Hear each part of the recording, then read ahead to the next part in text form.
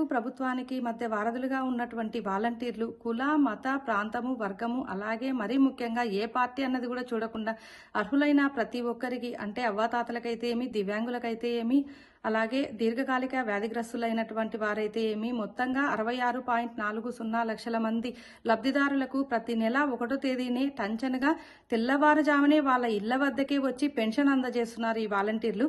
కానీ Chandrababu Naidu and co ఏం చేసిందో మనకందరికీ తెలుసు.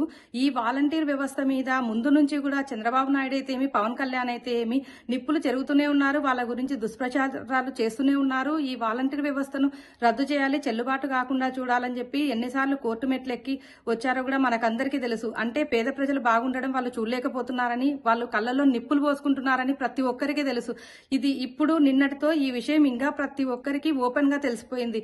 ఏమంటే వాలంటీర్ వ్యవస్థ అన్నది ప్రజల కోసమే, పేద ప్రజల కోసమే పనిచేస్తుందని తెలుసుకున్న చంద్రబాబు నాయుడు ఆయన పెత్తందారుల వైపే మొగ్గు చూపి పేద ప్రజలను ఇబ్బందులకు గురి చేయాలి అని నిర్ణయించుకున్నాడు, కంకణం కట్టుకున్నాడు. ఆయన పాలనలో పెద్దలైతే ఏమి పాపం అవ్వాతాతలు ఎన్నోసార్లు సొమ్మసిల్లి పడిపోయారు పెన్షన్ల కోసం. బ్యాంకుల చుట్టూ తిరగలేక ఎండల్లో గాని నడి రోడ్లలో గాని బ్యాంకుల చుట్టూ ప్రదక్షిణ చేసుకుంటూ అటువంటి పరిస్థితులన్నీ పోయి ఇప్పుడు ఆనందంగా వాళ్ళ ఇళ్లలోనే ఉండి ఇంటి వద్దకే వాళ్ళకి పెన్షన్ వస్తుంటే చూడలేని చంద్రబాబు నాయుడు అండ్ కో ఇంత దుర్మార్గానికి ఒడిగట్టడం మనమందరము చూసాము. ఇదంతా అసలు సిగ్గుచేటు అనిపిస్తుంది. ఈ ఎలక్షన్ల టైంలో ఇటువంటి అంటే ఎలక్షన్ కమిషన్ కు ఫిర్యాదు చేసి ఇలాంటి విషయాలు తేవడం అంటే వాలంటీర్లు పెన్షన్లు కూడా పంచకుండా చేయడం అంటే ఎంత దుర్మార్గమైన చర్య మనకందరికీ తెలుస్తుంది. దీన్ని మనమందరము ఖండించాల్సిన అవసరం ఉంది.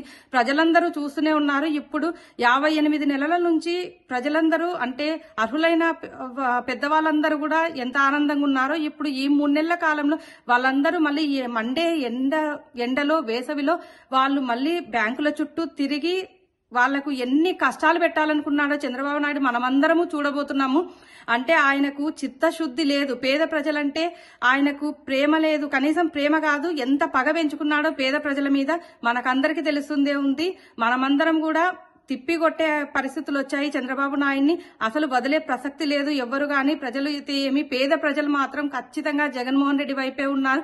ఈ చంద్రబాబు నాయుడు అండ్ కో చేస్తున్నదంతా పెత్తందారుల కొమ్ము కాస్తున్నారు. ఇదంతా మనం చూసే పరిస్థితిలో ఓటర్లు ఎవరూ లేరు. అందుకే చంద్రబాబు నాయుడు అండ్ గ్యాంగ్ ఎంతమంది కలిసి వచ్చినా వాళ్ళని ఈడ్చి కొట్టే రోజులు ఖచ్చితంగా జూన్ 4వ తేదీ జరిగే కౌంటింగ్ లోనే బయటపడబోతుంది.